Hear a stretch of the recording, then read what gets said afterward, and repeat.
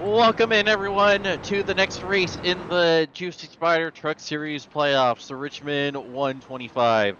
I'm James Watson, joined as always with my broadcast partners, Matthew Weeks and Jesse Rasimas. A bit of a shortened opening here tonight. Had a little bit of difficulties getting on air, but everything is fixed up and we're good to go. Ty McIntosh on the pole for tonight's 125 lap race as you see the pace car make the hard left-hand turn onto pit road. Ty McIntosh will lead us to the green. Green means go. We're underway at Richmond. Yeah, good jump by Ty right there. Usually this is the most even start you get because everyone knows it goes on green, but that was a good jump by Ty. And Gavin clears Trey right there to be able to get on the bottom. And this is the guy I'll be looking out for tonight. Gavin, he is so quick on these short tracks, and I know he's been wanting to win a race for a while, and this seems to be a night as he gets loose out of the exit of 4 there. Yeah, you can tell how bad he wants to get the lead with how hard he was driving it right there. Like you said, a good jump from McIntosh, an important jump because we know how dominant the outside lane here is Richmond when it comes to trying to get the pass done. So if Higgins is able to hang on the quarter panel of the 10, would have been all over. But McIntosh holds on and is trying to drive away as Higgins has a whole lot to deal with Trey Eitzen right behind him. Yeah, it looked like Will a little bit behind them, kind of scraped the wall, wasn't nothing too hard. And it's like they single filed, the top 3 have single filed, and you got a Leighton there side by side with, I think that's Caleb or Phillips. No, JP Phillips. That's who it is. Yeah. And then Williams is right there. A lot of playoff guys right up here in the. Yeah, you can see the weather conditions are quite strange tonight. It seems to be a bit foggy, which is, you know, forgive me if I'm wrong here, you know, growing up on the opposite coast, but Virginia doesn't seem like a place that really deals with much fog, you know. Growing up in the Bay Area, I'm starting to feel at home with all of this fog. Oh, it gets foggy. I mean, I'm from Kentucky. You know, we're close to Virginia, but we get like the same weather pretty much, and it does get foggy, like really foggy, especially in the mornings. Yeah, it's definitely painting a really interesting picture here for this race. It's a big loose for JP Phillips. He gets into Norgard, but everyone hangs on. My goodness, that could have been disaster for a whole lot of people. Oh, nearly major playoff implications for both Phillips and Norgard and the 10 people that would have been nuked if either truck had gone around. Yeah, that was close. What a way to hang on to that Phillips there, and I didn't see much of it, but it looked like he just got a little tight there and just slid up into him. But luckily, you know, they saved it. No one got no damage, and we're good. Yeah, and that's crucial for Norgard specifically. Leighton is currently holding on to the last spot in the championship 4. So he definitely does not need a bad run here, especially an early bad run that costs him a chance for stage points. Still holding on to 2 points in P9 right now. We got, I think, about 25 laps to stage, if I remember correctly. No, 35 laps. Yeah, almost. At 45. But looking at his left front, he has heavy damage on that left front. That's really going to hurt. Yeah, you know, you hear people talk about you don't really need to worry about aero on a short track. And while that's true for like Martinsville, maybe North Wilkesboro, Richmond is absolutely a short track you need to worry about aero. This is a very aero intensive short track. This is the most dirty air you're going to deal with. So if you have right front damage like that, oh my goodness. If I didn't know any better, I'd swear the right front fender is completely ripped off of that 12. That is more than just a little bit of left front damage. Yeah, that Good thing Lord. is really destroyed. And I watched it back.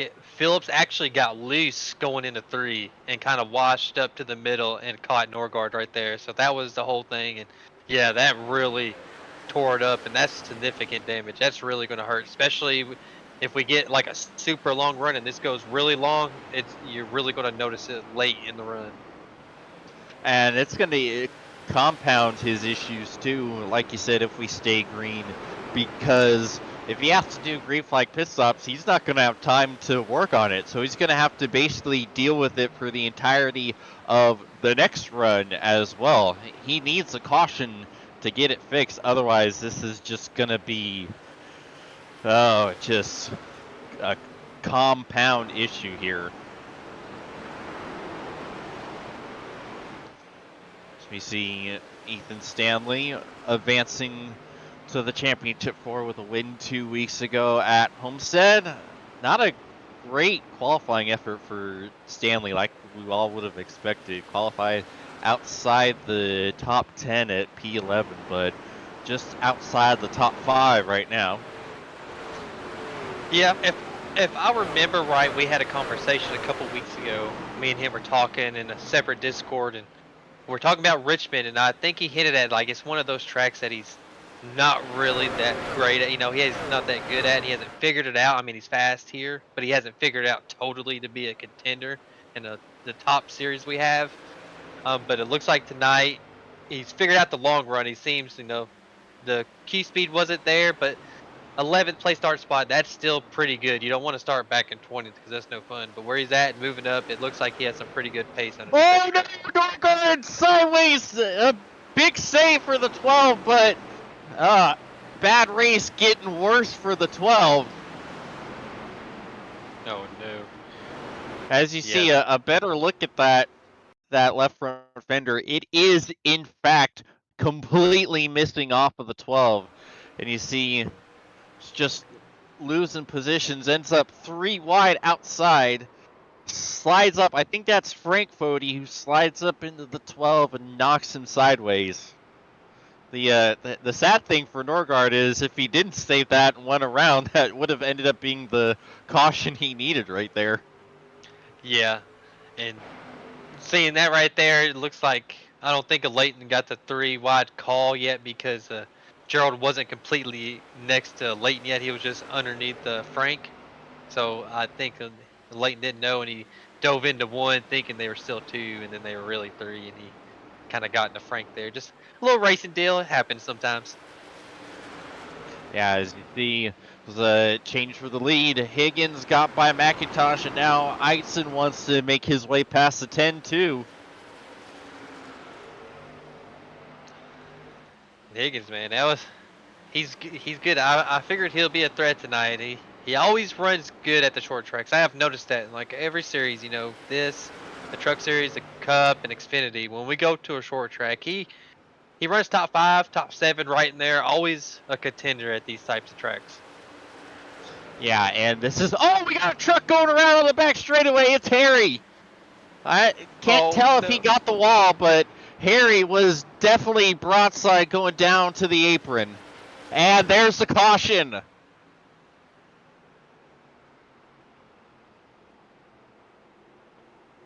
See, a little high off of exit, and around goes the 51 into the inside wall.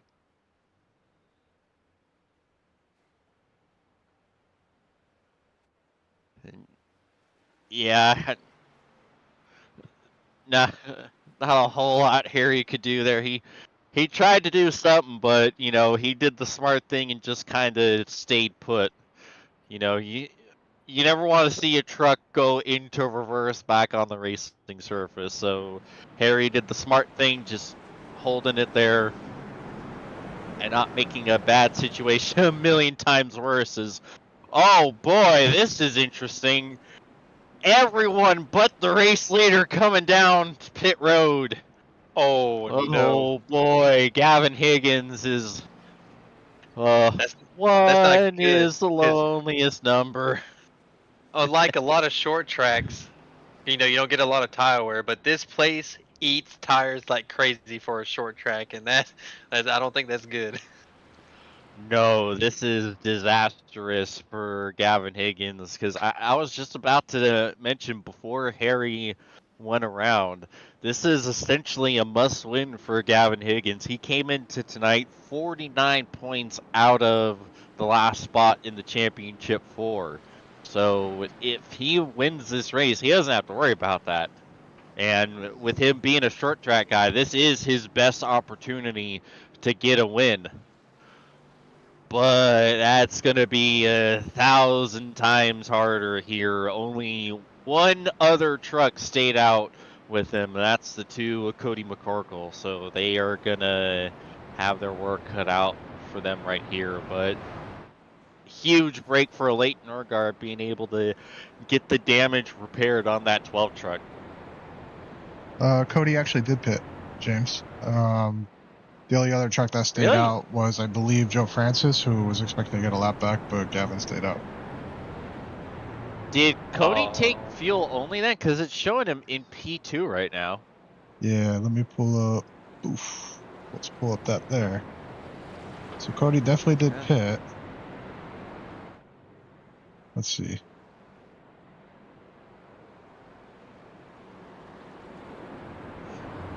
Meanwhile, while Jesse's looking into it, okay, he did in fact take right sides for Cody, so not quite 4 tires, but not quite as bad of a predicament as the 20 is going to find himself in. So it's going to be a lot of aggressive moves here in the back, especially for that third truck, our pole sitter Ty McIntosh. He's also, well, I wouldn't say he's in a must-win situation, 20 points out, but he needs a good result. And again, if he can get this win, he doesn't have to worry about that anymore as the pace car makes a hard left-hand turn on a pit road. Gavin Higgins will lead us to the restart zone. Green means go. We're back underway at Richmond. A massive jump from Higgins, one he desperately needs. Is almost 3 wide behind. Oh. Yeah, McIntosh will clear McCorkle. Takes about a lap to get some heat in these tires. The first lap, the truck's really loose with the cold tires. Get a little grip. Big sideways for Tommy Ryan. Another major save. Well, now Tommy's in the thick of it. We're almost 3 wide for the lead. McCorkle, McIntosh, all in the back. Frank Foti goes around into the 24.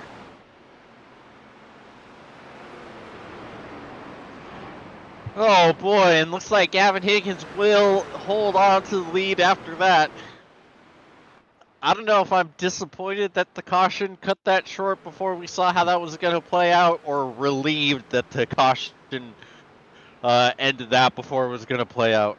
You see,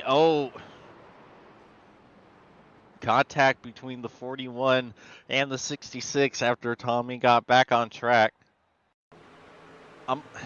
Honestly, hard to say who the blame is on that one.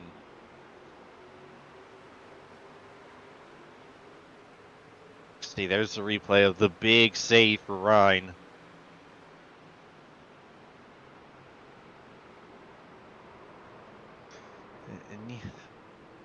Yeah, Frank. So Frank does turn down on Tommy, but Tommy really doesn't have his nose there until late in the corner when Frank is starting to cut down. So to me, I would put that on a racing deal, I suppose. What's your thoughts, Mr. Race Control Man? My thing is where he lost. You know, he lost it, saved it, and all those guys went by. And then he was like, a little bit behind. He was right next to Caleb. I think that's Caleb. And then he drove it into one. And Frank didn't commit all the way to the bottom. Like, there is a gap. Yeah, to me, that's just a racing deal. Like, there's a gap. You're trying to put it there.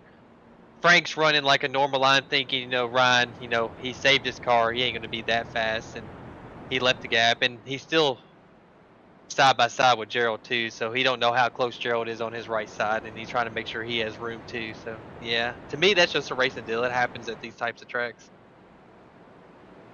Absolutely. As you see, Gavin Higgins did elect to take his pit stop. So he's going to have a lot of track position to try to get.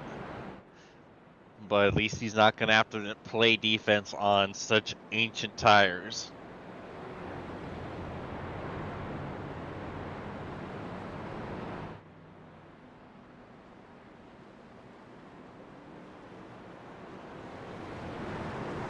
So now our pole sitter, Ty McIntosh, back in control of this race.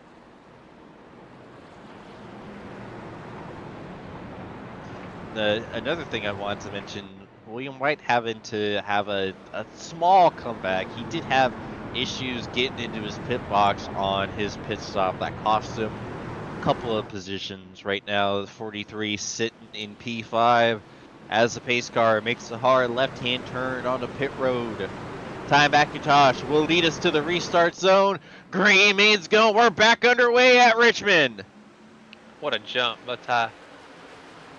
And what a jump in the opposite direction for Cody McCorkle. He's going to have to fend off a lot right here. His teammate Eidson to the inside will just about clear him. Ethan Stanley trying to follow through. Ooh. Oh yeah, it's no fun restarting second on a restart because you know the leader has that entire restart box right there to go, and sometimes if you're like me with one monitor, you can't see that the leader at all or when he's going to go. So you kind of got to rely on sound, and sometimes that's like a second delay sometimes. So it's always not fun starting on the outside. And it always seems to be magnified here on iRacing because most races you see the control car just absolutely leaves the second place car in the dust by the time they get to the start finish line. But you look at real life and most of the time they're about equal on that initial jump with the little bit of a nose ahead for the control car. So I've always found it fascinating how it seems like you have no hope of holding on for a good jump on the outside compared to what you see real life. Yeah, I question that too. Now that you brought it up, it's strange how it goes that way. It's a lot of battle here. So that's making moves. It's always you at least want to be even with the guy sometimes, but I think it's just easier in real life because they've done it and they know the feel, and I think you can actually see the car and you have the spotter telling you when he's going. There's a lot of factors more in real life I think that help you in that way. And plus, you can't forget about the lag of, you know, everyone being on different internet connections on different parts of the world. So that tiny split second issue that your connection, that someone else's connection will have, may not be noticeable in most any other part on iRacing, but it definitely shows up on the reaction time to restarts. Yeah, definitely. You said Higgins pitted. He's moved up to 18th already. I don't think I would have pitted right there. That was too soon. It was too quick, the yellow, but I know the tire difference. But now it's like you're on pretty much even tires, maybe just a little bit better, a tad, and it's going to even up so much quicker than you, and it's like you're going to be stuck in the midfield. Yeah, I don't hate the decision from Gavin. You know, it makes a lot of sense to me because if you try to wait, get a longer run, well, you know you're going to fall back a lot with those older tires.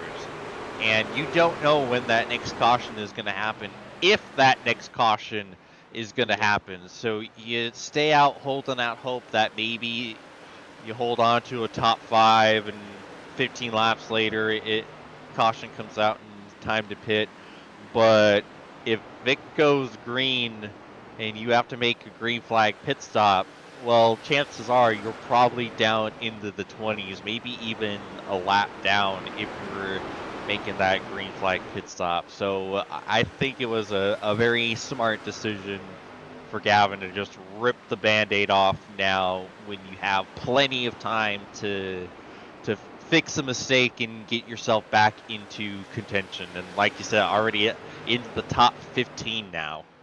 Yeah, and it looks like he's. I was just seeing on my screen. It looked like he was about to make a move on step 2. I mean, so he's coming. We know he has a fast truck. It's just, to me, it's so hard trying to pass so many trucks. That's a lot of dirty air. It's a lot of overheating your tires. It's just a lot. Yeah, you made a good point. You could go green to the end, but if you think if it went like 20 more laps and a caution come out, which it's a short track, we always know or should know if caution is going to bound to come out. That's my thing when we race here is more people would pit with you so you wouldn't lose loss. But hey, now you're on attack. You got a little bit better tires, so now it's just attack, attack, attack. Yes, sir, as we see Jeff Green and Cody McCorkle doing battle down into turn 3. Green slides up just a bit. McCorkle hanging on. So far, those right side tires holding well enough. Ooh, Jeff a little loose on the exit there. Oh, got him. Yeah, Jeff clears the 2 up into the top 5.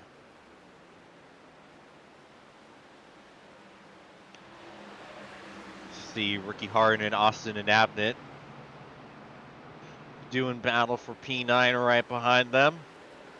Yep, and Higgins already passed 3 more trucks. He's up to 12. He's quick. And that's the one I'll be paying attention to. I think that's the truck to beat tonight.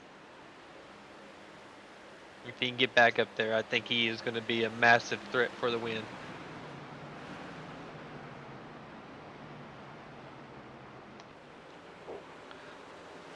As it looks like a lot of the field is single out.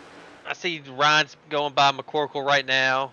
Have a little battle with JP and Abnett, and Gavin's catching these guys. But it looks like most of the field is just trying to, they singled filed out, just running their own laps, trying to knock some of these laps out, take care of their stuff. Ooh. Yeah, this is a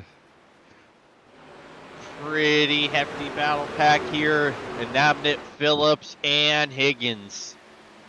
The strangest sounding law firms you'll ever hear. Ooh, not a great quarter for Phillips. Thought Higgins was going to make a little bit of contact with that 34.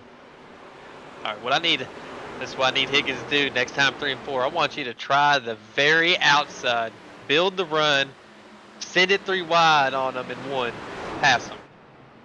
Noted. That's my move right there. Because I have found out, like, I know a lot of people haven't know. Sorry, but a little bit behind these 3, Gerald Campbell had himself a little bit of a moment off of turn 2. As Higgins looking to ship it 3, he backs out, thinks better of it.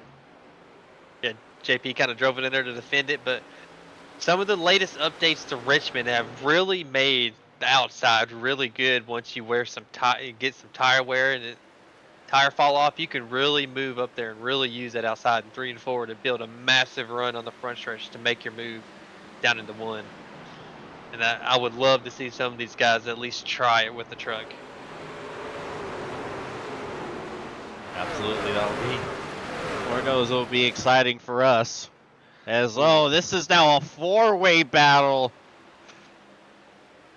Big sin by Gavin to get underneath him. He does have the better tires and he was faster than these guys, so he has, looks like, a lot better grip in the middle of the corner. It's just so hard to pass people when they're all clustered up like this, especially when they're side by side.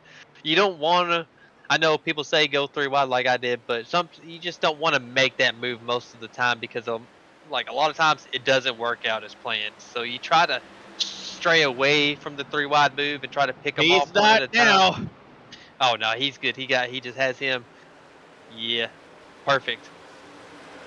Yeah, you never want to be that guy you know, but sometimes you have to be that guy, especially if you're in the 20s predicament of in a Yes. must-win, leading the race earlier, trying to Oh! bounce back from a pit mistake as we are going to be 3 off of turn 2. It's like the right side tires are starting to give up for Cody McCorkle as he's trying to hold off Ricky Harden and Gavin Higgins. And Higgins is going to clear Harden. It's now down to 2 wide. Higgins will ship it into the corner. Go on, drive Matt. off. Ooh. Oh. Ooh.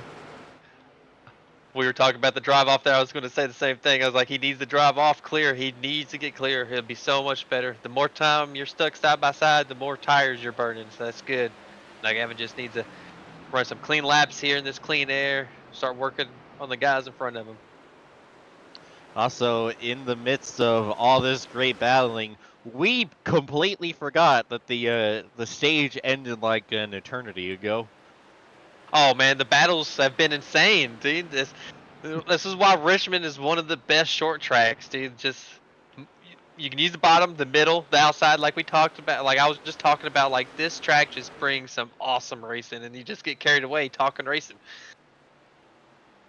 Absolutely. As you see, Stanley gets by McIntosh, who had lost the lead to Trey Eitzen.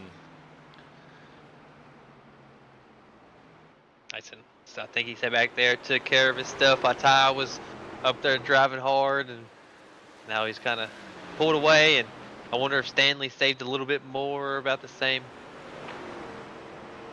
See, he gained a little bit right there. Yeah, he looks a little quicker through 3 and 4, just not a lot quicker, but almost gained a 10th right out of 4 right there almost. Yeah, Ethan Stanley trying to see if he can block someone else from punching their ticket to the championship 4.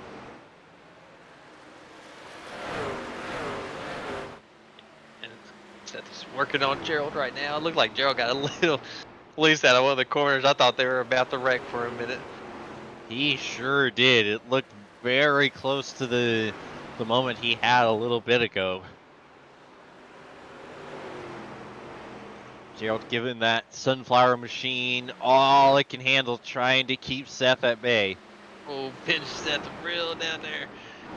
The Nabness battle. There's a couple battles going. There's some good racing right here. You got JP battling Austin up here. Seth and Gerald going at it. Stanley's inching into the lead. Williams starting a battle tie. Ooh, a little door bang in between Seth and Gerald. Oh, that's some good stuff. Oh, door bang again. Ooh. These guys right here, this is where the wreck's going to come from. It sure is. Now Jaden Rasimas has joined the party. Oh! Gerald runs him tight, pinches him down, and says like, nah, I'm going to run you to the wall. That time, Seth might have fed him a little bit of elbow as he'll finally clear the 31. Oh man, I think Gerald wanted to throw that counter stand, but Jaden Rasimas was there, so he had to make an evasive maneuver just to get back and not kill them all. Well, I think Seth Rawls needs to send Jaden Rasimas a muffin basket just for existing right there, because that sure would have been interesting to see how that one ended up. Oh, Gerald sitting on Jaden. Oh. Yeah. Jaden, too, does not want to deal with that 31 anymore. Defensive into turn 1, and now he will clear. Now it's Vandermarl's turn. Oi! Whoa, Gerald tried to shut the door in his face. Yeah, I thought him and Seth were going to wreck because they were side by side for multiple laps. Gerald pinching him down in the middle of the corner. Seth was just driving him up to the wall and exit, and then Seth was just like, no more. I'm taking over this middle and dooring you out of my way. This is my spot. Absolutely, and that's what we love to see. That's what we love about this type of racing. Obligatory. That's just short track racing. That was good. It looks like Gerald's kind of used up the good in those tires, and he is fighting for everything with them. Yes, sir. You see Vandermarl now clears.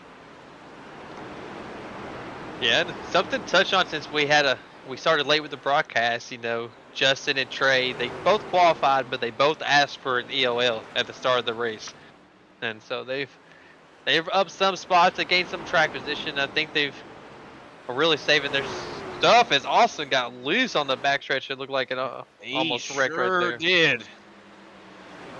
And Stanley is caught icing up there for the lead. That the battle for lead is about to start getting. Yeah. Oh yeah, Big save. Whew. It didn't look as bad as some of the saves we have seen tonight, but he definitely had to travel a lot of distance to hold on to that 60 truck. Yeah, it might not look like a big, massive save, but it was, because I know the feeling. He had a little bit too much will and throttle into that truck trying to race side by side with that guy. As soon as you get on the straight with that wheel, it just hooks to the left. And that's what's so difficult about this track is that entry at turn 2, because the way the banking is, it just feels like you drop down a step. Like it's so steep that you just gotta be so careful with your steering and your throttle inputs because it's so easy to loop it going onto the back straightaway.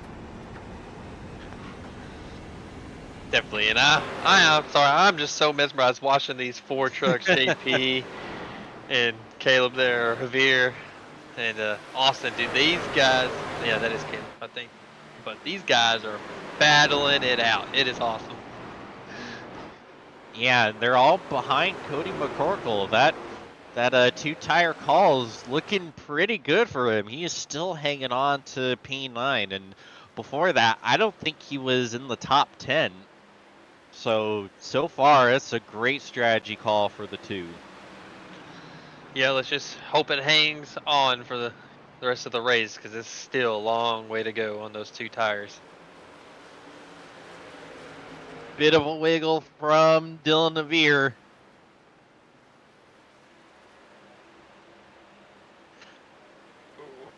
Going hard, trying to battle Ricky Hardin. Thank you, I'll be here all week.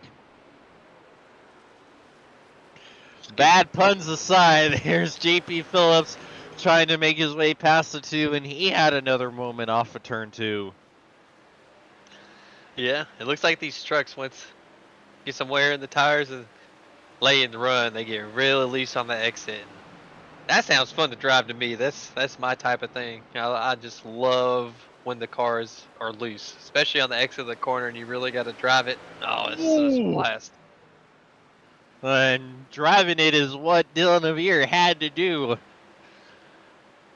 Now watch this run. Does Cody get it? No. He ran that outside. It's not getting that run I thought it would get. But I don't think he entered like he should. He kind of entered middle and slid up to the outside. You gotta enter up there. Trust it. Yeah, there we go. Oh, almost off the wall. Drive it out. Yeah, that's what I like to see. First person. I love it, dude. Not a lot of people know that line or use it, and it is such a fun line to run here around Richmond. It absolutely is. If you can nail it, it's such a good defense.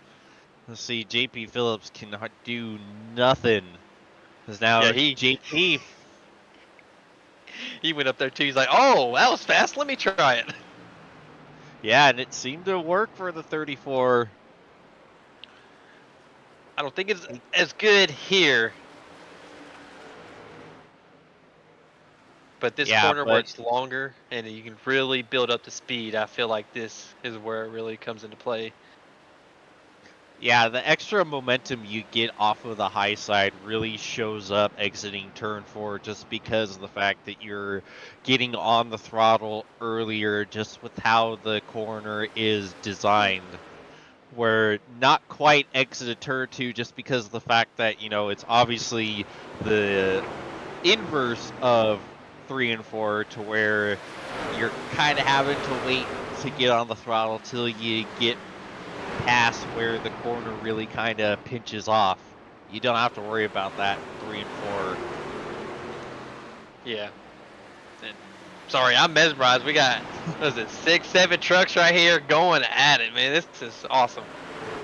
Well, Justin jumps to the outside of Jaden. I think him and Trey really took care of their stuff back there. Now really starting to drive through this field. Yeah, and meanwhile, this is starting to bring the 12 into this battle.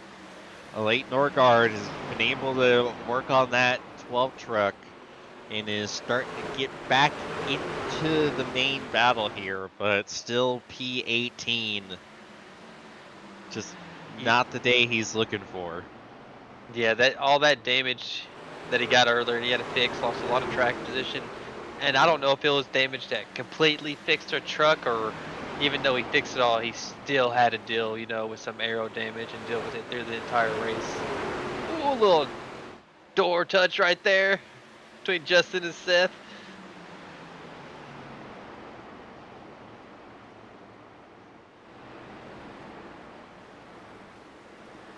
Ooh, very into the wall. Yeah, and Mabnett had a moment too. Not sure if that's what you want to see if you're the 25 of the 54 in your own mess here. Yeah, you see look them at boys. Almost man. 3 rows of side by side. Everyone's battling. Oh yeah, this is good. Just still working on Seth.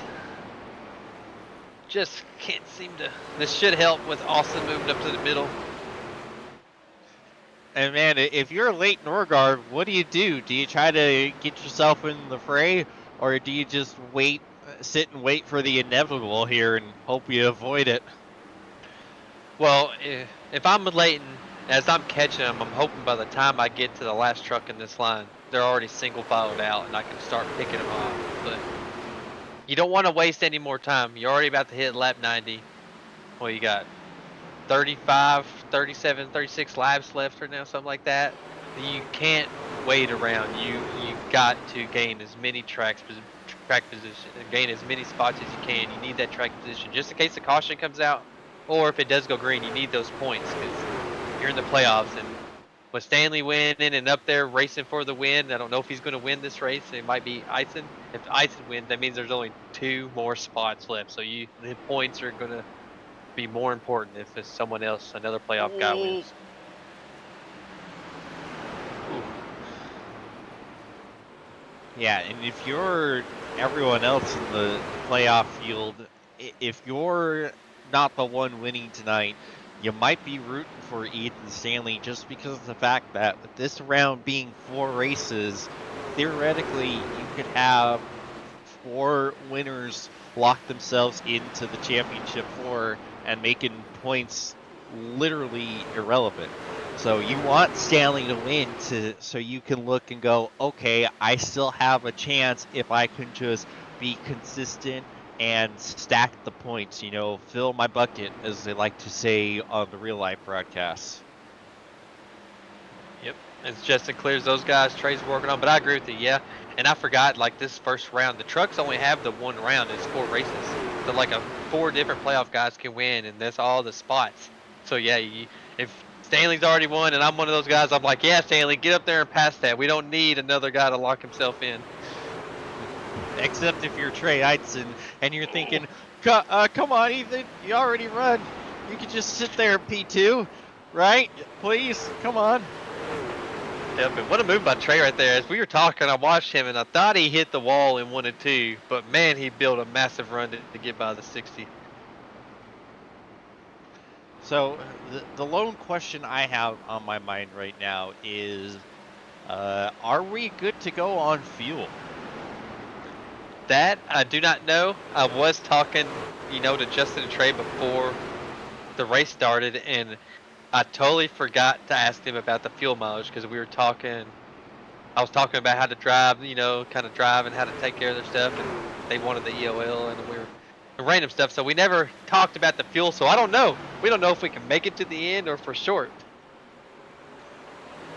Yeah, and it makes you wonder, depending on how short everyone's going to be, if they are short, does that pit stop for Gavin Higgins, does that work out in his favor, and that the few extra laps he ran before he took that pit stop, is that the difference between him being good and everyone else not being good? Now, obviously, we're hardcore talking out of our hindquarter region because we have absolutely no idea what's going on with the fuel or if it's even a problem or not. But what is a problem for Ty McIntosh is the 66. Tommy about to clear P3 and William trying to do the same for P4. Yep, and then you got Jeff and Gavin sitting there just waiting. Yeah, speaking of Gavin Higgins, there's the 20 right there.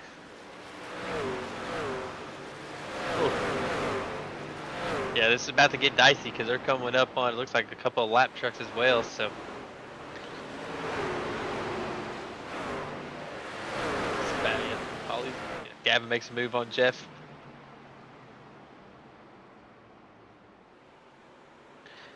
Oh, there was almost a wreck in that other pack. Woo! Yeah, but that other pack seemed to, oh, I was going to say kind of calmed down, but they were back to side by side. Yeah, it looks like a Leighton happened with him and someone in the 60, I think, got a 4. And Jaden kind of got in the back at 60. Yeah, here we Oh, are yeah. looking at it on replay.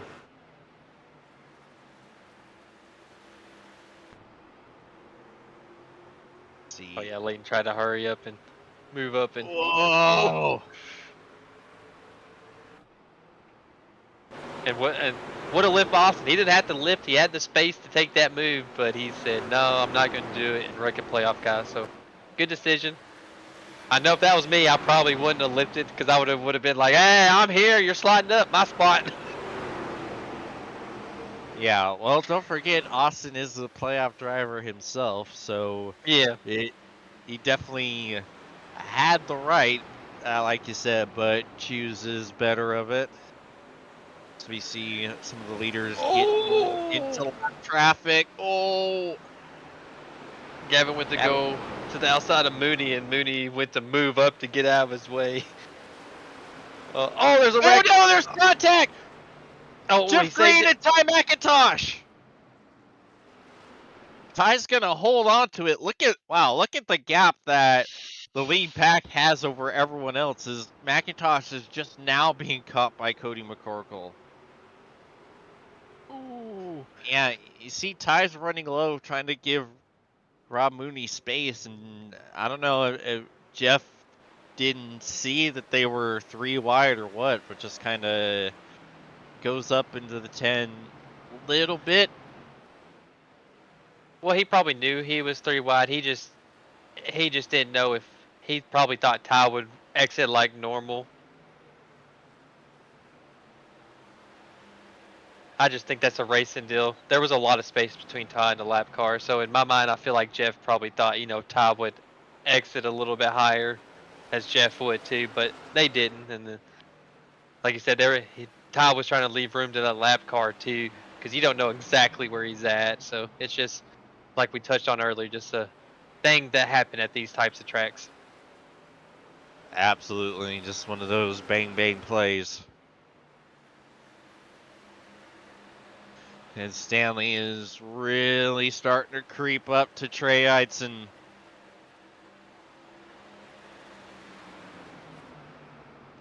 Ooh, Ricky Harden got the wall.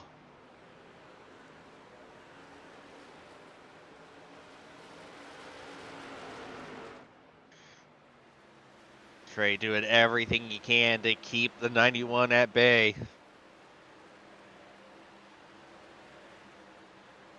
So we have 20 laps to go here at Richmond.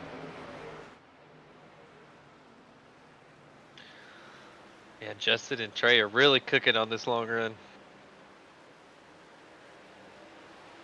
Justin's already going by McCorkle. Trey's working on safety. No, there's contact! Norgard and Javier! We stay Still green! Oh, and the bad day gets even worse for late Norgard.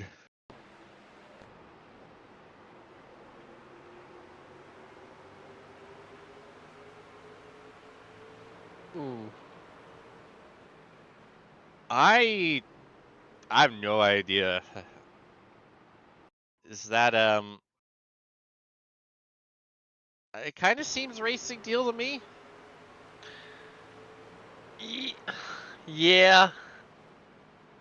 I mean, the 57 was in the wall, but he had the room and had the run to go up there, and it looked like a Leighton was loose on the exit trying to fight and close the door at the same time.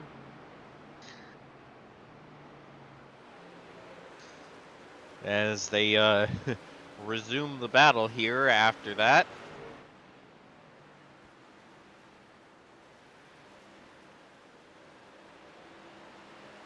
But yeah, a horrific race tonight for the championship hopes of the 12 truck.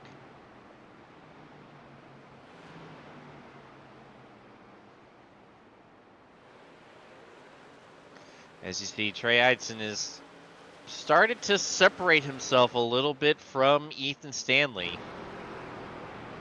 The gap was just under 2/10. Now it's back up to 4.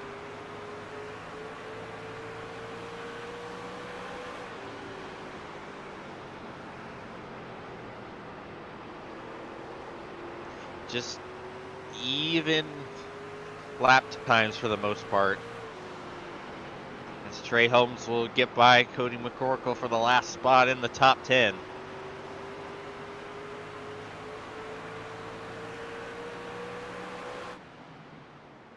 Oh, as both of them get the wall.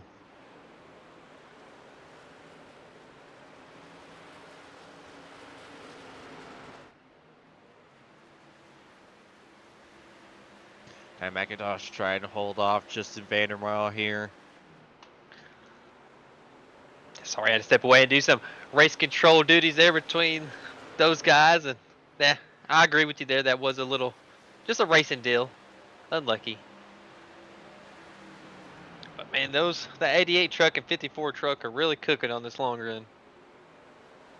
Too bad they were just too far back, I think. Yeah, I do believe you're right. Jeff Green trying to see if he can put a move on Caleb Becumer.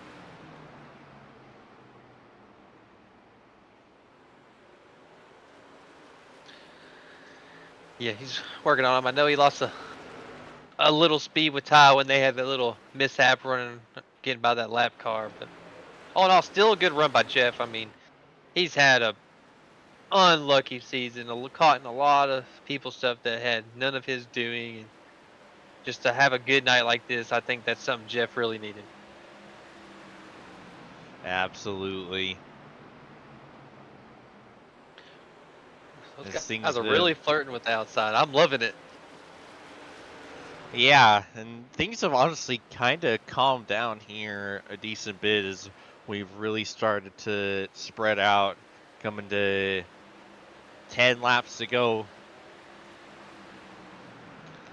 Yeah, we hit that point of the run.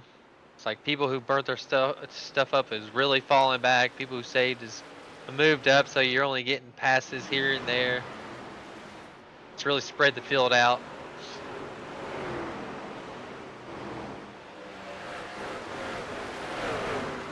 Ty trying to see if he can get back by Trey Holmes, who just passed him about a lap ago.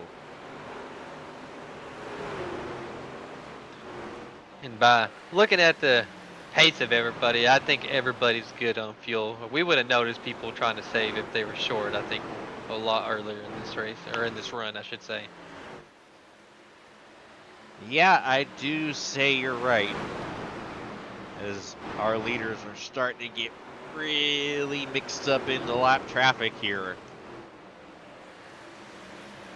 Yeah. Kurt kind of caught the wall there, trying to give a little space to the lead lap cars. Just a unlucky night for Leighton again. I think he got caught in a lot of stuff at Homestead. Race leader going 3 wide, shoot the gap through the middle. He's gonna get by Gerald and Norgard. Ballsy, but when you have Ethan Stanley breathing down your neck, you gotta be. Well, as both of those trucks get the wall, Stanley will get by, but that is a couple tenths gone Yeah, he lost a lot of time right there. Man, what a move by Trey. Yeah, that's what you need to do. You don't want to sit there and waste time with the lap cars. When you're the leader, you want to hurry, get by them, and try not to lose any time dealing with them. Yeah, that was almost the racing equivalent of going for it on 4th down late in the game to get the fresh set of downs and just waste the remaining seconds on the clock. Yep. Is that move got him about 4/10. Yeah, and it looked like Stanley was really catching him early, like in the middle of this run, and then started to fall off. So I feel like Stanley saved and took off and drove really, really hard, overheated the tires, and then now just evened up. As Iton's working on another lap truck here.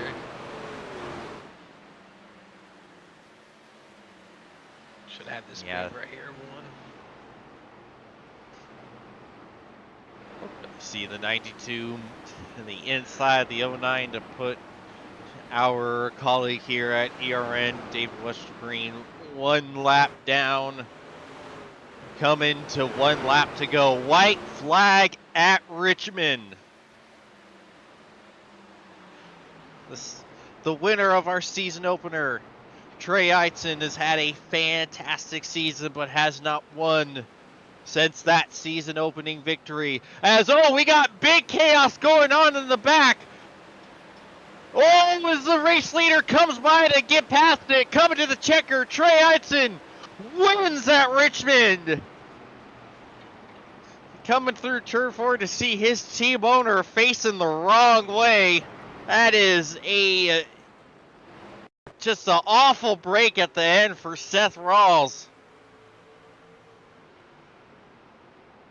See a big send from Anabnit, gets into the 25, sends Seth back up the track, and that is a whole heap of positions lost for Seth Rawls right there. That is unbelievably frustrating for the 25.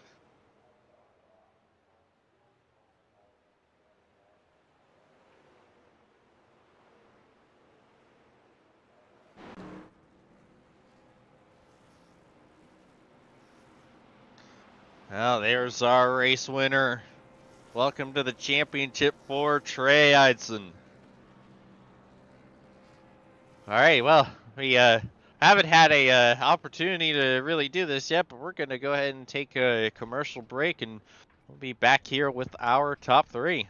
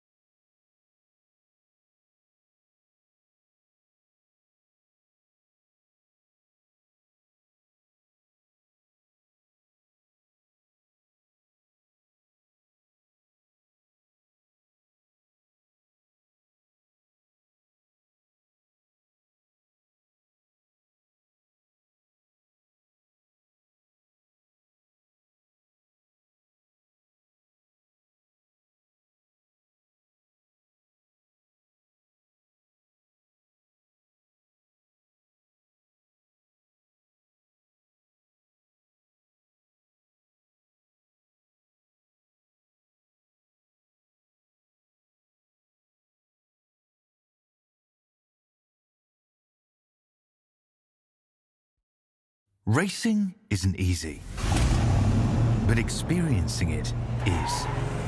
iRacing puts you in the driver's seat with the industry's leading sim racing game. Drive on laser scan replicas of the greatest racing circuits from around the world. Go head-to-head against other drivers chosen by skill-based matchmaking to ensure competitive racing at every level. Compete across all your favorite series. In officially licensed cars, engineered to deliver the most accurate driving experience possible.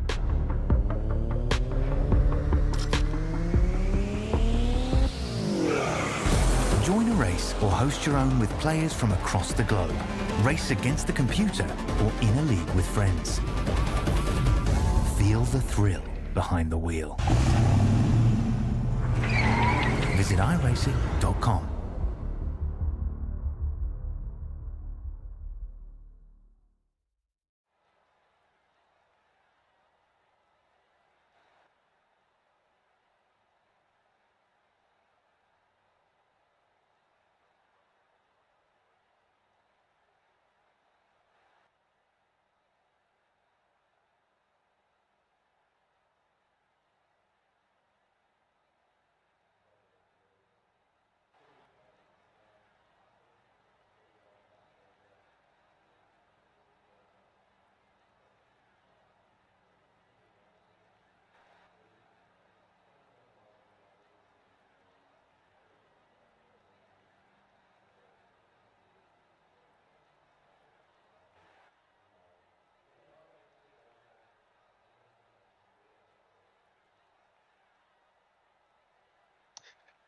And our other ad read to shout out one of our other premier partners, Blue Egg Marketing. Rev up your business with Blue Egg, your marketing pit crew. Turbocharge your lead generation with experienced drivers that can navigate the competitive track to connecting with your customers. With Blue Egg, you're always in the pole position, leading your brand towards victory lane. Don't spin your wheels, accelerate success with Blue Egg, fueling small businesses to win big.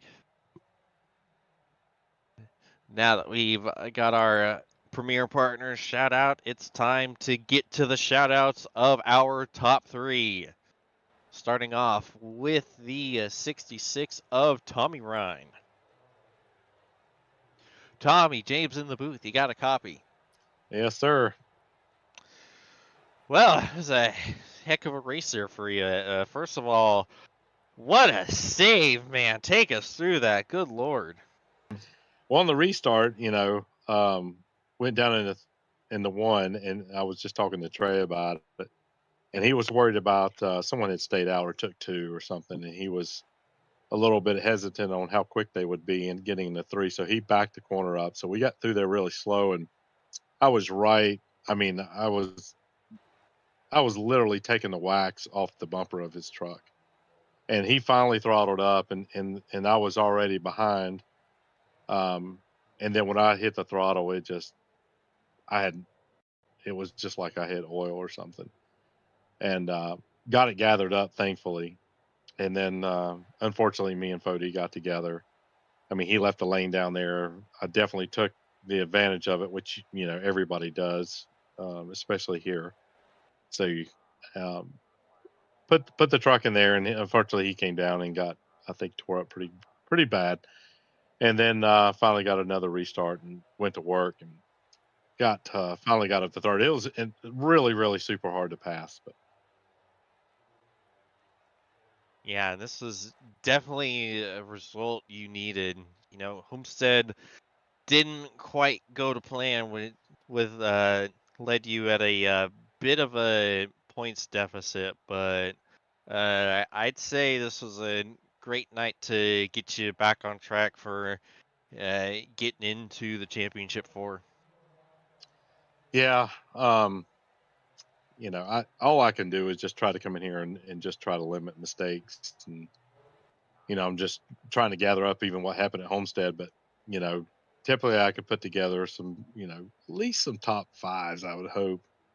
um but yeah, it's going to be an uphill battle, but I dig the challenge, so it's fun, man. It's racing over here is a blast, man. The caliber of drivers in here is really good, and it'll humble you pretty quickly.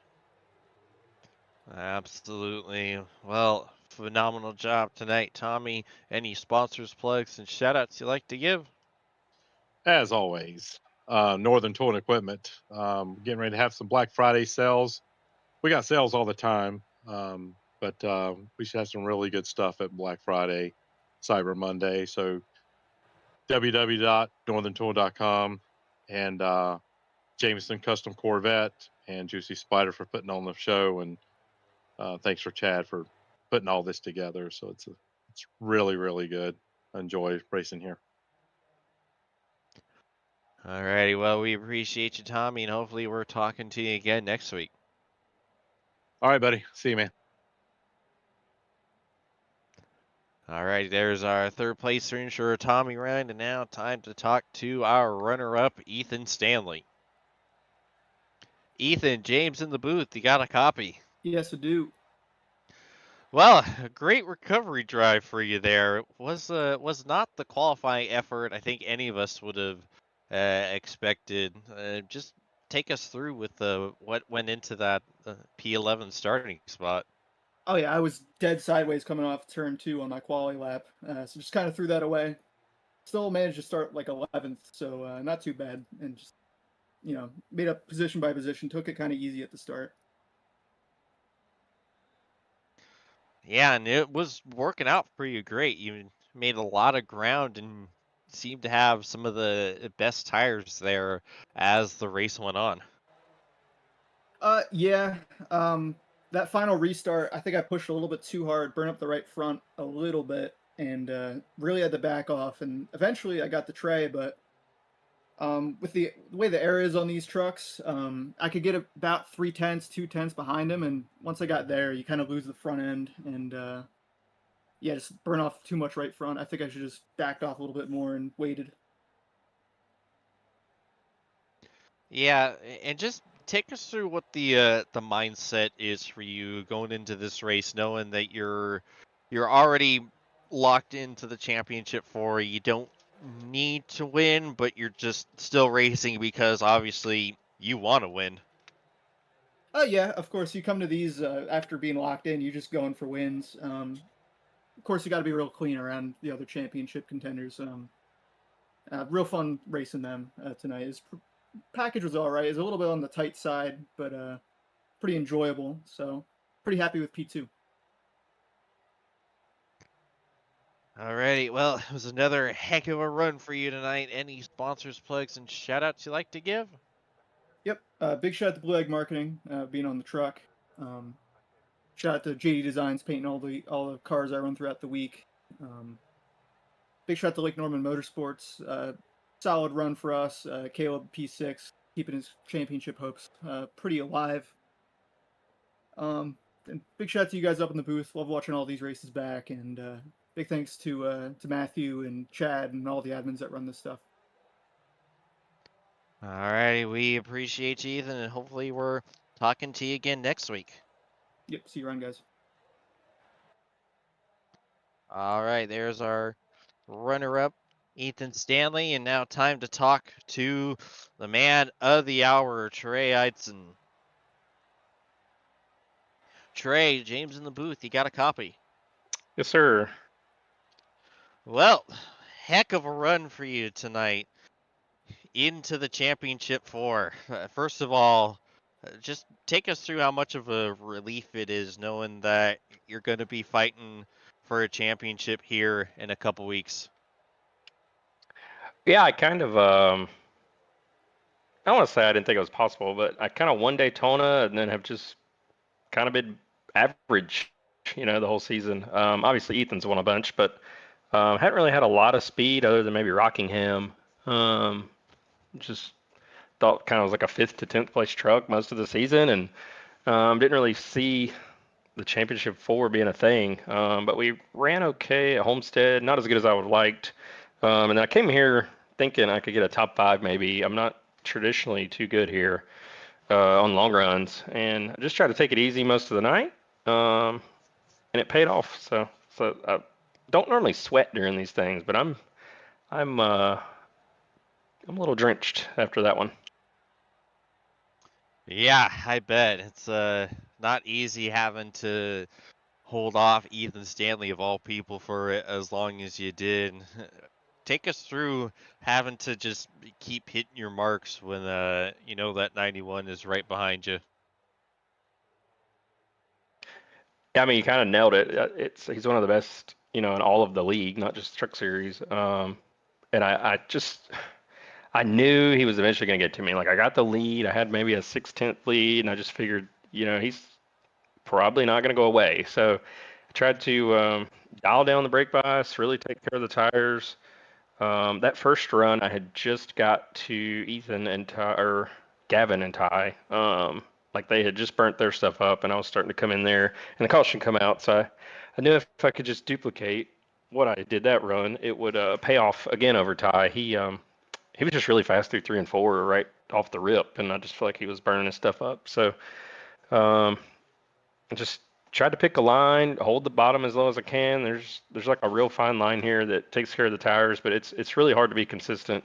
Ethan was much more consistent than I was, but it's just these things are so low geared. As long as I didn't blow the entry and could carry some pretty good center speed and throttle down on exit, I knew I was gonna be all right.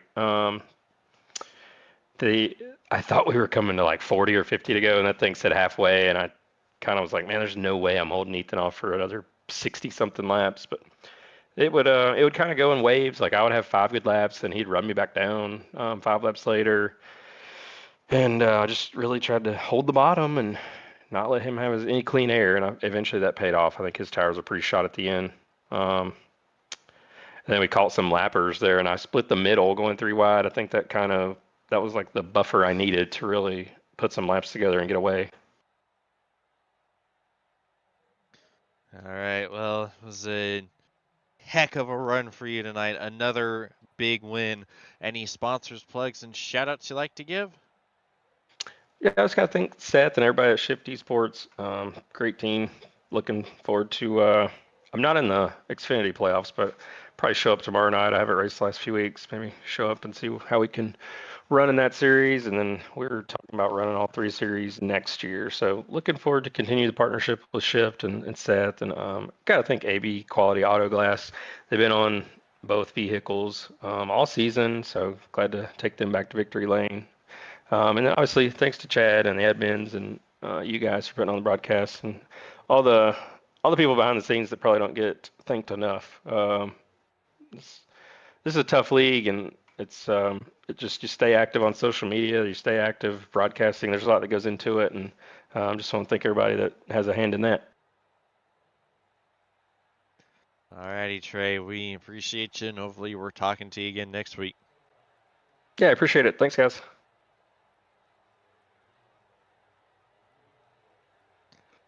Alrighty, well, that just about does it here for us.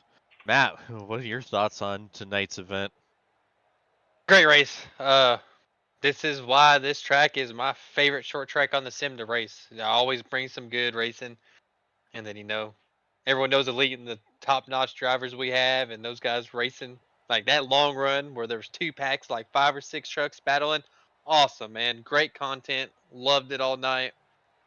Hard racing. Second race in the playoffs now, and getting closer to the end. Got 2 guys locked, 2 spots open left. So you boys are going to have to win, or I think you're going to have to win because especially the guys that are out by a few points, because now it's time, and you really got to step up your game.